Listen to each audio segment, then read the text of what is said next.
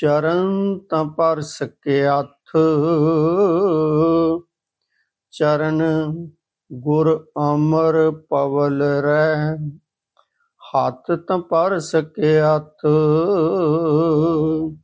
ਹੱਥ ਲਗੇ ਗੁਰ ਅਮਰ ਪੈ। ਜੀ ਤਾਂ ਪਰ ਸਕੇ ਹੱਥ, ਜੀ ਗੁਰ ਅਮਰ ਪਣੀਜੈ। ਨੈਣ ਤਾਂ ਪਰ ਸਕੇ ਹੱਥ, ਨੈਣ ਗੁਰ ਅਮਰ ਪਖੀਜੈ। ਸ਼ਰਵਣ ਤਾਂ ਪਰ ਸਕੇ ਹੱਥ, ਸ਼ਰਵਣ ਗੁਰ ਅਮਰ ਸੁਣੀਜੈ। ਸਕੇ ਹੱਥ ਸੁਹੀਓ ਜਿਤ ਹੀ ਬਸੈ, ਗੁਰ ਅਮਰਦਾਸ ਨਿਜ ਜਗਤ ਪਿਤ। ਸਕੇ ਹੱਥ ਸੁਸਿਰ ਜਾਲਪ ਭਣੈ, ਜੁ ਸਿਰ ਨਿਵੈ ਗੁਰ ਅਮਰ ਨਿਤ। ਸਕੇ ਹੱਥ ਸੁਸਿਰ ਜਾਲਪ ਭਣੈ, ਜੁ ਸਿਰ ਨਿਵੈ ਗੁਰ ਅਮਰ ਨਿਤ। ਵਾਹਿਗੁਰੂ ਵਾਹਿਗੁਰੂ। ਸਤੋਂ ਖੇਤ ਜਮਾਇਓ, ਸਤੋਂ ਛਾਵਾਣ। ਨਿਤ ਰਸੋਈ ਤੇਰੀਐ, ਘਿਓ ਮੈਦਾ ਖਾਣ। ਇਹ ਰਾਮ ਕਲੀ ਕੀ ਵਾਰ ਰਾਏ ਬਲਵੰਡ ਤਥਾ ਸਤੈ ਡੂਮ ਆਖੀ। ਆਓ ਅੱਜ ਇਸ ਦੀ 6ਵੀਂ ਪੌੜੀ ਦੀ ਜੋ ਕੱਲ ਅੱਧੀ ਵਿਚਾਰ ਰਹਿੰਦੀ ਸੀ, ਆਓ ਉਹ ਵਿਚਾਰ ਕਰੀਏ। ਇਹ ਸ਼੍ਰੀ ਗੁਰੂ ਗ੍ਰੰਥ ਸਾਹਿਬ ਜੀ ਦੇ 968 ਅੰਗ ਉੱਤੇ ਸੁਸ਼ੋਭਿਤ ਹੈ ਜੀ। ਸਤੋਂ ਖੇਤ ਜਮਾਇਓ, ਸਤੋਂ ਛਾਵਾਣ। ਇਸ ਪੌੜੀ ਦੇ ਵਿੱਚ ਭਾਈ ਸੱਤਾ ਜੀ ਗੁਰੂ ਅਮਰਦਾਸ ਜੀ ਦੀ ਸਿਫਤ ਸਲਾਹ ਕਰ ਰਹੇ ਹਨ, ਗੁਰੂ ਅਮਰਦਾਸ ਜੀ ਦੀ ਉਸਤਤ ਕਰ ਰਹੇ ਹਨ। ਕਿਉਂਕਿ ਪਹਿਲੀਆਂ ਪੌੜੀਆਂ ਦੇ ਵਿੱਚ ਉਹਨਾਂ ਨੇ ਗੁਰੂ ਨਾਨਕ ਸਾਹਿਬ ਜੀ ਦੀ ਅਤੇ ਗੁਰੂ ਅੰਗਦ ਸਾਹਿਬ ਜੀ ਦੇ ਗੁਣ ਗਾਏ, ਉਹਨਾਂ ਦੀ ਸਿਫਤ ਸਲਾਹ ਕੀਤੀ, ਉਹਨਾਂ ਦੀ ਉਸਤਤ ਕੀਤੀ। ਇਸ 6ਵੀਂ ਪੌੜੀ ਦੇ ਵਿੱਚ ਭਾਈ ਸੱਤਾ ਜੀ ਗੁਰੂ ਅਮਰਦਾਸ ਜੀ ਦੀ ਉਸਤਤ ਕਰਦੇ ਹੋਏ ਅੰਮ੍ਰਿਤਮਈ ਬਚਨ ਬੋਲ ਰਹੇ ਹਨ। ਸਤੋਂ ਖੇਤ ਜਮਾਇਓ, ਸਤੋਂ ਛਾਵਾਣ।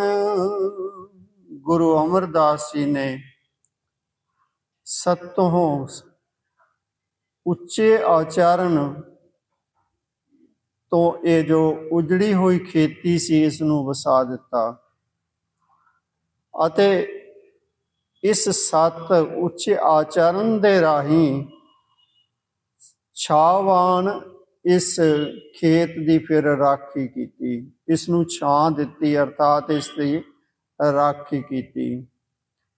ਇਹ ਖੇਤ ਜੋ ਜ਼ਿੰਦਗੀ ਦੇ ਰੂਪੀ ਖੇਤ ਜੋ ਲੁਕਾਈ ਸੀ, ਉਹ ਵਹਿਮਾਂ ਭਰਮਾਂ ਦੇ ਵਿੱਚ ਪਈ ਹੋਈ, ਜਿਸ ਵਿੱਚ ਛੂਆ-ਛਾਤ, ਊਚ ਨੀਚ ਦੇ ਅਵਗੁਣ ਭਰੇ ਪਏ ਸਨ। ਇਸ ਤਰ੍ਹਾਂ ਦੀ ਇਹ ਖੇਤੀ ਜੋ ਸੀ ਉਜੜੀ ਪਈ ਸੀ। ਗੁਰੂ ਸਾਹਿਬ ਜੀ ਨੇ ਗੁਰੂ ਨਾਨਕ ਸਾਹਿਬ, ਗੁਰੂ ਅੰਗਦ ਸਾਹਿਬ ਜੀ ਦਾ ਉਪਦੇਸ਼ ਗ੍ਰਹਿਣ ਕੀਤਾ ਅਤੇ ਗੁਰ ਪਦਵੀ ਉੱਤੇ ਬੈਠੇ। ਉਹਨਾਂ ਨੇ ਫਿਰ ਇਸ ਖੇਤੀ ਜੋ ਉਜੜੀ ਹੋਈ ਸੀ, ਇਸ ਖੇਤੀ ਨੂੰ ਉਪਦੇਸ਼ ਦੇ ਕੇ ਇਸ ਖੇਤੀ ਨੂੰ ਹਰਾ ਭਰਾ ਕੀਤਾ। ਉਹਨਾਂ ਨੂੰ ਸ਼ਬਦ ਦੇ ਨਾਲ ਜੋੜਿਆ, ਸ਼ਬਦ ਦੇ ਨਾਲ ਜੋੜ ਕੇ, ਬਾਣੀ ਦੇ ਨਾਲ ਜੋੜ ਕੇ ਉਸ ਇੱਕ ਓਂਕਾਰ ਦਾ ਉਪਦੇਸ਼ ਦਿੱਤਾ। ਜਾਤ ਪਾਤ ਖਤਮ ਕੀਤੀ, ਊਚ ਨੀਚ ਦਾ ਵਿਤਕਰਾ ਖਤਮ ਕੀਤਾ, ਸਾਰਿਆਂ ਨੂੰ ਇੱਕੋ ਹੀ ਪੰਕਤੀ ਦੇ ਵਿੱਚ ਲੰਗਰ ਛਕਾਇਆ। ਕਿਉਂਕਿ ਜੋ ਉੱਚ ਜਾਤੀ ਦੇ ਲੋਕ ਸਨ ਉਹ ਨੀਵੀਆਂ ਜਾਤਾਂ ਦੇ ਨਾਲ ਬੈਠ ਕੇ ਲੰਗਰ ਨਹੀਂ ਸਨ ਛਕਦੇ, ਪਰ ਗੁਰੂ ਸਾਹਿਬ ਨੇ ਹੁਕਮ ਕਰ ਦਿੱਤਾ, ਪਹਿਲੇ ਪੰਗਤ ਪਾਛੇ ਸੰਗਤ। ਪਹਿਲਾਂ ਜਿਹੜਾ ਵੀ ਕੋਈ ਮੇਰਾ ਦਰਸ਼ਨ ਕਰਨ ਆਉਂਦਾ ਹੈ ਉਹ ਪਹਿਲਾਂ ਪੰਗਤ ਦੇ ਵਿੱਚ ਬੈਠ ਕੇ, ਸਾਰਿਆਂ ਦੇ ਇਕੱਠੇ ਹੋ ਕੇ ਪੰਗਤ ਵਿੱਚ ਬੈਠੇ ਅਤੇ ਲੰਗਰ ਛਕੇ, ਉਸ ਤੋਂ ਬਾਅਦ ਹੀ ਮੇਰੇ ਦਰਸ਼ਨ ਹੋਣਗੇ। ਇਹ ਹੁਕਮ ਕੀਤਾ ਤਾਂ ਜੋ ਜਾਤ ਪਾਤ ਦਾ ਜੋ ਕੋੜ ਇਸ ਲਕਾਈ ਦੇ ਵਿੱਚ ਛਾਇਆ ਹੋਇਆ ਸੀ, ਇਸ ਲਕਾਈ ਨੂੰ ਖਰਾਬ ਕਰ ਰਿਹਾ ਸੀ, ਇਸ ਦੇ ਵਿੱਚ ਵਿਤਕਰੇ ਪਾ ਰਿਹਾ ਸੀ, ਇਸ ਨੂੰ ਖਤਮ ਕੀਤਾ ਜਾਵੇ। ਤੋ ਸਤਿਗੁਰੂ ਜੀ ਨੇ ਸਤੋਂ ਸੱਚੇ ਆਚਰਨ ਦੇ ਰਾਹੀਂ ਇਸ ਉਜੜੀ ਹੋਈ ਖੇਤੀ ਨੂੰ ਜਮਾਇਆ ਅਤੇ ਇਸ ਨੂੰ ਸੱਚ ਉੱਚੇ ਆਚਰਨ ਦੇ ਰਾਹੀਂ ਹੀ, ਇਸ ਤਰ੍ਹਾਂ ਦੇ ਉਪਦੇਸ਼ ਦੇ ਕੇ ਹੀ ਇਸ ਲੁਕਾਈ ਦੀ ਰੱਖਿਆ ਕੀਤੀ। ਨਿਤ ਰਸੋਈ ਤੇਰੀ ਹੈ, ਘਿਓ ਮੈਦਾ ਖਾਣ। ਇਹ ਸਤਿਗੁਰੂ ਗੁਰੂ ਅਮਰਦਾਸ ਜੀ ਮਹਾਰਾਜ ਤੁਹਾਡੇ ਲੰਗਰ ਦੇ ਵਿੱਚ ਸਦਾ ਹੀ ਘਿਓ ਮੈਦਾ ਖੰਡ ਆਦਿ ਵਰਤ ਰਹੇ ਹਨ। ਇਹ ਤੁਸੀਂ ਹੀ ਕਿਰਪਾ ਕਰਦੇ ਹੋ ਕਿ ਤੁਹਾਡੇ ਲੰਗਰ ਦੇ ਵਿੱਚ ਇਸ ਤਰ੍ਹਾਂ ਦੇ ਪਦਾਰਥ ਵਰਤ ਰਹੇ ਹਨ। ਗੁਰੂ ਸਾਹਿਬ ਜੀ ਦਾ ਆਦੇਸ਼ ਸੀ ਕਿ ਸਾਰਾ ਦਿਨ ਲੰਗਰ ਚੱਲਣ ਤੋਂ ਬਾਅਦ ਜੋ ਲੰਗਰ ਬਚੇ ਉਸ ਨੂੰ ਸਵੇਰ ਲਈ ਨਹੀਂ ਰੱਖਣਾ, ਉਸ ਨੂੰ ਰਾਤ ਨੂੰ ਹੀ ਖਤਮ ਕਰ ਦੇਣਾ ਹੈ। ਜੋ ਬਚਿਆ ਜੇ ਖਤਮ ਨਹੀਂ ਹੋਇਆ ਤਾਂ ਉਸ ਨੂੰ ਬਿਆਸਾ ਦਰਿਆ ਦੇ ਵਿੱਚ ਡੋਲ ਦੇਣਾ ਹੈ। ਸਵੇਰ ਨੂੰ ਫਿਰ ਲੰਗਰ ਪਾਣੀ ਜਿਸਨੇ ਅੱਜ ਦਿੱਤਾ ਹੈ ਉਹ ਫਿਰ ਸਾਨੂੰ ਕੱਲ ਵੀ ਦੇਵੇਗਾ। ਇਹ ਆਸ਼ਾ ਗੁਰੂ ਸਾਹਿਬ ਜੀ ਦੀ। ਇਸ ਕਰਕੇ ਉਹ ਬਚੇ ਹੋਏ ਲੰਗਰ ਨੂੰ ਇਹ ਨਹੀਂ ਕਿ ਦੂਸਰੇ ਦਿਨ ਲਈ ਰੱਖਦੇ ਸਨ, ਉਸੇ ਦਿਨ ਹੀ ਖਤਮ ਕਰ ਦਿੰਦੇ ਸਨ। ਬਚੇ ਹੋਏ ਲੰਗਰ ਬਾਕੀ ਨੂੰ ਜੋ ਹੈ ਉਹ ਬਿਆਸਾ ਦਰਿਆ ਦੇ ਵਿੱਚ ਜਾਂ ਗਰੀਬਾਂ ਦੇ ਵਿੱਚ ਜਾਂ ਜਾਨਵਰਾਂ ਦੇ ਵਿੱਚ ਵੰਡ ਦਿੰਦੇ ਸਨ ਅਤੇ ਦੂਸਰੇ ਦਿਨ ਫਿਰ ਦੁਬਾਰਾ ਲੰਗਰ ਤਿਆਰ ਹੁੰਦਾ ਸੀ। ਤੋ ਇੱਥੇ ਭਾਈ ਸੱਤਾ ਜੀ ਕਹਿ ਰਹੇ ਹਨ ਕਿ ਤੁਹਾਡੇ ਲੰਗਰ ਦੇ ਵਿੱਚ ਸਦਾ ਹੀ ਘਿਓ ਮੈਦਾ ਖੰਡ ਆਦਿ ਉੱਤਮ ਪਦਾਰਥ ਵਰਤ ਰਹੇ ਹਨ। ਚਾਰੇ ਕੁੰਡਾਂ ਸੁਜਿਓਸ, ਮਨ ਮੈਂ ਸ਼ਬਦ ਪਰਵਾਨ। ਇਹ ਸਤਿਗੁਰੂ ਜੀਓ, ਜਿਸ ਦੇ ਮਨ ਦੇ ਵਿੱਚ ਤੁਹਾਡਾ ਦਿੱਤਾ ਹੋਇਆ ਸ਼ਬਦ ਪਰਵਾਨ ਟਿਕ ਗਿਆ, ਜਿਸ ਦੇ ਹਿਰਦੇ ਦੇ ਵਿੱਚ ਵਸ ਗਿਆ। ਚਾਰੇ ਕੁੰਡਾਂ ਸੁਜਿਓਸ, ਉਸ ਨੂੰ ਫਿਰ ਸਾਰੇ ਪਾਸੇ, ਸਾਰੇ ਹੀ ਦਿਸ਼ਾਵਾਂ ਦੇ ਵਿੱਚ, ਹਰ ਪਾਸੇ ਹੀ ਉਹ ਵਾਹਿਗੁਰੂ ਹੀ ਦਿਖਾਈ ਦਿੰਦਾ ਹੈ। ਆਵਾ ਗੌਣ ਨਿਵਾਰਿਓ, ਕਰ ਨਦਰ ਨਿਸ਼ਾਨ। ਇਹ ਸਤਿਗੁਰੂ ਗੁਰੂ ਅਮਰਦਾਸ ਜੀ, ਤੁਸੀਂ ਆਪਣੀ ਮਿਹਰ ਰੂਪੀ ਨਿਸ਼ਾਨ ਬਖਸ਼ ਕੇ, ਮਿਹਰ ਰੂਪੀ ਰਾਹਦਾਰੀ ਬਖਸ਼ ਕੇ ਜਿਸ ਦੇ ਅੰਦਰ ਸ਼ਬਦ ਵਸਾ ਦਿੰਦੇ ਹੋ, ਉਸ ਦਾ ਫਿਰ ਆਵਾਗੌਣ ਜੋ ਹੈ ਉਹ ਖਤਮ ਹੋ ਜਾਂਦਾ ਹੈ। ਔਤਰਿਆ ਔਤਾਰ ਲੈ, ਸੋ ਪੁਰਖ ਸੁਜਾਨ। ਔਤਰਿਆ ਔਤਾਰ ਲੈ, ਇਹ ਗੁਰੂ ਅਮਰਦਾਸ ਜੀ, ਤੁਸੀਂ ਜਿਸ ਤਰ੍ਹਾਂ ਗੁਰੂ ਨਾਨਕ ਦੇਵ ਜੀ ਅਤੇ ਗੁਰੂ ਅੰਗਦ ਦੇਵ ਜੀ ਪ੍ਰਗਟ ਹੋਏ, ਉਹਨਾਂ ਦੀ ਜੋਤ ਤੁਹਾਡੇ ਵਿੱਚ ਉਸੇ ਤਰ੍ਹਾਂ ਜਿਸ ਤਰ੍ਹਾਂ ਉਸ ਅਕਾਲ ਪੁਰਖ ਦੀ ਜੋਤ ਗੁਰੂ ਨਾਨਕ ਸਾਹਿਬ ਜੀ ਦੇ ਵਿੱਚ ਆ ਗਈ ਸੀ ਅਤੇ ਉਹੀ ਜੋਤ ਗੁਰੂ ਅੰਗਦ ਦੇਵ ਦੇ ਵਿੱਚ ਆਈ, ਫਿਰ ਉਹੀ ਜੋਤ ਗੁਰੂ ਅਮਰਦਾਸ ਦੇ ਵਿੱਚ ਆਈ। ਇਸ ਤਰ੍ਹਾਂ ਤੁਸੀਂ ਉਹ ਅਕਾਲ ਪੁਰਖ ਦੀ ਜੋਤ, ਉਸ ਦਾ ਹੀ ਸਰੂਪ ਹੋ। ਉਹ ਤਰਿਆ ਉਹ ਤਾਰ ਲੈ, ਸੋ ਪੁਰਖ ਸੁਜਾਨ। ਉਹ ਸੁਜਾਨ ਅਕਾਲ ਪੁਰਖ ਦੀ ਹੀ ਤੁਹਾਡੇ ਵਿੱਚ ਜੋਤ ਪ੍ਰਗਟ ਹੋਈ ਹੈ। ਝੱਖੜ ਵਾਉ ਨਾ ਡੋਲਈ, ਪਰਬਤ ਮਹਿਰਾਣ। ਤੁਸੀਂ ਗੁਰੂ ਅਮਰਦਾਸ ਜੀ ਮਹਿਰਾਨ ਪਰਬਤ ਵਰਗੇ ਹੋ, ਸੁਮੇਰ ਪਰਬਤ ਵਰਗੇ ਹੋ, ਕਿਉਂਕਿ ਤੁਸੀਂ ਕਦੀ ਡੋਲਦੇ ਹੀ ਨਹੀਂ। ਝੱਖੜ ਵਾਉ ਨਾ ਡੋਲਈ, ਜਿਸ ਤਰ੍ਹਾਂ ਸਮੇਰ ਪਰਬਤ, ਉਸ ਦੇ ਆਲੇ ਦੁਆਲੇ ਹਨੇਰੀਆਂ ਚੱਲੀਆਂ ਜਾਂ ਹਨੇਰੀਆਂ ਝੁੱਲ ਪੈਣ, ਝੱਖੜ ਚੱਲ ਪੈਣ, ਪਰ ਉਹ ਸਮੇਰ ਪਰਬਤ ਉਸੇ ਤਰ੍ਹਾਂ ਹੀ ਟਿਕਿਆ ਰਹਿੰਦਾ ਹੈ। ਇਸੇ ਤਰ੍ਹਾਂ ਹੀ ਗੁਰੂ ਅਮਰਦਾਸ ਜੀ, ਤੁਸੀਂ ਕਦੀ ਵੀ ਡੋਲਦੇ ਨਹੀਂ। ਤੁਸੀਂ ਆਤਮਿਕ ਅਡੋਲਤਾ ਦੇ ਵਿੱਚ ਪਰਪੱਕ ਹੋ। ਜਾਣੈ ਬਿਰਥਾ ਜੀ ਕੀ ਜਾਣੀ ਹੂੰ ਜਾਣ। हे ਗੁਰੂ ਅਮਰਦਾਸ ਮਹਾਰਾਜ, ਤੁਸੀਂ ਜਾਣੀ ਹੂੰ ਜਾਣ। ਤੁਸੀਂ ਹਰ ਇੱਕ ਦੀ ਆਤਮਾ ਦੀ ਆਵਾਜ਼ ਜਾਣਦੇ ਹੋ, ਕਿਉਂਕਿ ਤੁਸੀਂ ਅੰਤਰਜਾਮੀ ਹੋ। ਤੁਸੀਂ ਹਰ ਇੱਕ ਦੇ ਦਿਲ ਦੀ ਜਾਣਦੇ ਹੋ। ਜਾਣੈ ਬਿਰਥਾ ਜੀ ਕੀ, ਅਤੇ ਹਰ ਇੱਕ ਦੀ ਤੁਸੀਂ ਬਿਰਥਾ ਵੀ, ਅੰਦਰਲੀ ਦਿਲ ਦਾ ਦਰਦ ਵੀ ਜਾਣਦੇ ਹੋ। ਹਰ ਇੱਕ ਦੀ ਬਿਰਥਾ ਜਾਣਦੇ ਹੋ ਅਤੇ ਤੁਸੀਂ ਅੰਤਰਜਾਮੀ ਹੋ, ਹਰ ਇੱਕ ਦੇ ਅੰਦਰ ਦੀ ਵੀ ਜਾਣਦੇ ਹੋ।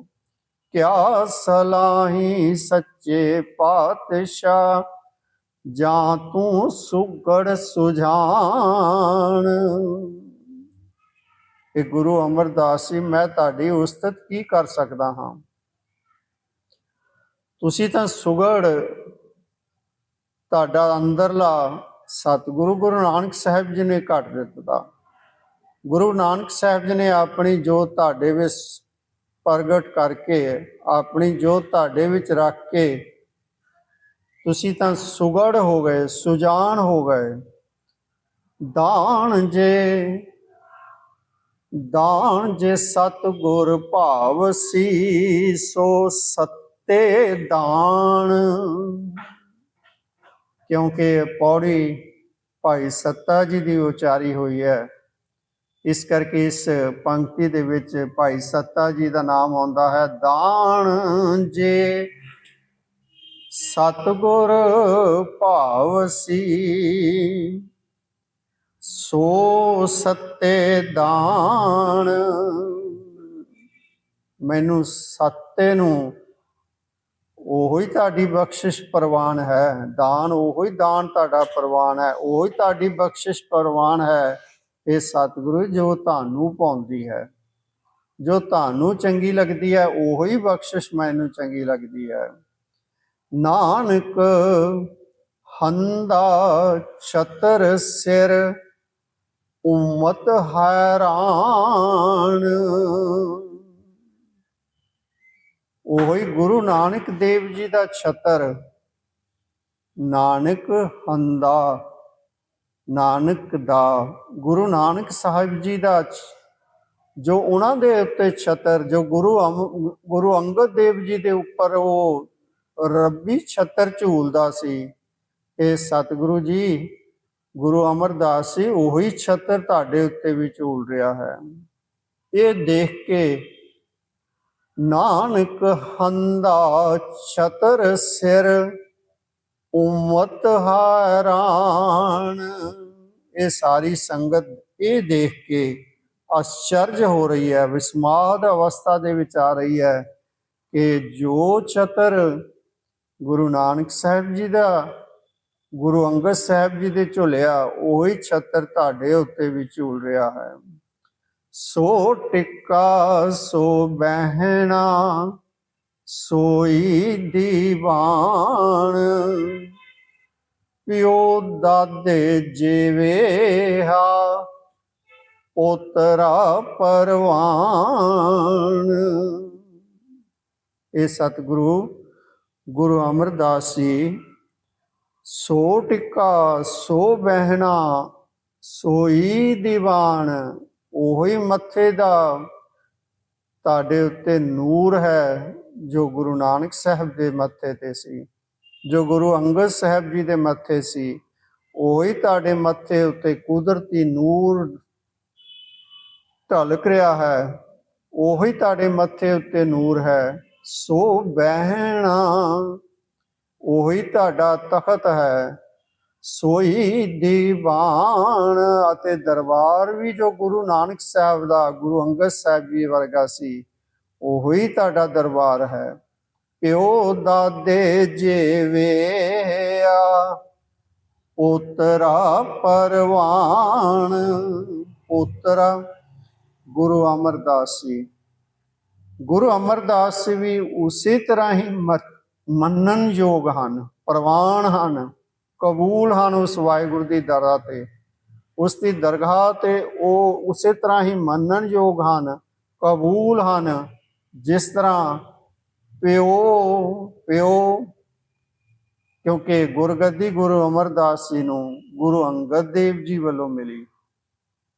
ਇਸ ਕਰਕੇ ਇਹ ਭਾਈ ਸੱਤਾ ਜੀ ਉਹਨਾਂ ਨੂੰ ਨਾਦੀ ਪੁੱਤਰ ਜਾਣ ਕੇ ਪਿਓ ਦਾ ਪਦਵੀ ਦੇ ਰਹੇ ਹਨ।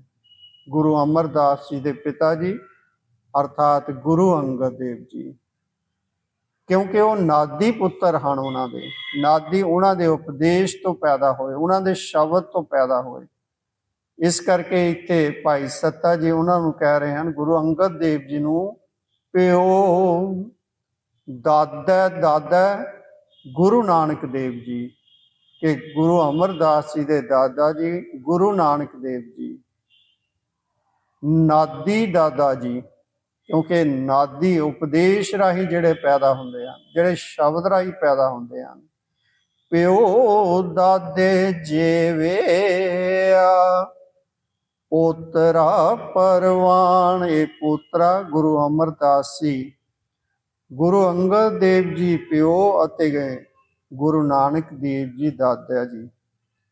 ਉਹਨਾਂ ਦੇ ਵੰਗਰ ਹੀ ਇਹ ਗੁਰੂ ਅਮਰਦਾਸ ਜੀ ਵੀ ਪ੍ਰਵਾਨ ਹਨ, ਮੰਨਣਯੋਗ ਹਨ। ਤੋ ਇਹ ਭਾਈ ਸੱਤਾ ਜੀ ਇਸ ਪੌੜੀ ਦੇ ਵਿੱਚ ਗੁਰੂ ਅਮਰਦਾਸ ਜੀ ਦੀਆਂ ਉਪਕਾਰ ਵਾਲੀਆਂ ਗੱਲਾਂ ਸਾਨੂੰ ਦੱਸਦੇ ਹਨ, ਉਹਨਾਂ ਦੀਆਂ ਸਿਫਤ ਸਲਾਹਾਂ ਕਰਦੇ ਹਨ, ਉਹਨਾਂ ਦੇ ਗੁਣ ਗਾਉਂਦੇ ਹਨ, ਜਿਸ ਬਾਰੇ ਕਿ ਭੱਟ ਜਲ ਜੀ ਕਹਿੰਦੇ ਹਨ, ਸਕਿਆਥ ਸੋ ਸਿਰ ਜਾਲਪ ਭਣੈ। ਜਾਲਪ ਭੱਟ ਜੀ ਗੁਰੂ ਅਮਰਦਾਸ ਜੀ ਬਾਰੇ ਹੀ ਇਹ ਅੰਮ੍ਰਿਤਮਈ ਬਚਨ ਕਰਦੇ ਹਨ। ਸਕਿਆਥ ਸੋ ਸਿਰ ਜਾਲਪ ਭਣੈ। ਜਾਲਪ ਭੱਟ ਜਾਲਪ ਭਣ ਦੇ ਬੋਲ ਰਹੇ ਹਨ, ਉਚਾਰਦੇ ਹਨ। ਸਕਿਆਥ ਸੋ ਸਿਰ ਜਾਲਪ ਭਣੈ ਜੋ ਸਿਰ ਨਿਵੈ ਗੁਰ ਅਮਰ ਨਿਤ। ਉਹੀ ਸਿਰ ਪ੍ਰਵਾਨ ਹੈ ਜਿਹੜਾ ਕਿ ਸਦਾ ਹੀ ਗੁਰੂ ਅਮਰਦਾਸ ਜੀ ਅੱਗੇ ਨਿਭਦਾ ਹੈ। ਉਹਨਾਂ ਆਪਣਾ ਸਿਰ, ਉਹ ਸਿਰ ਜਿਹੜਾ ਗੁਰੂ ਅਮਰਦਾਸ ਜੀ ਦੇ ਅੱਗੇ ਸਦਾ ਹਰ ਰੋਜ਼ ਹੀ ਝੁਕਦਾ ਹੈ, ਉਹੀ ਸਿਰ ਜੋ ਹੈ ਸਕਿਆਥ ਹੈ, ਉਹੀ ਪ੍ਰਵਾਨ ਹੈ। ਵਾਹਿਗੁਰੂ ਜੀ ਕਾ ਖਾਲਸਾ, ਵਾਹਿਗੁਰੂ ਜੀ ਕੀ ਫਤਿਹ।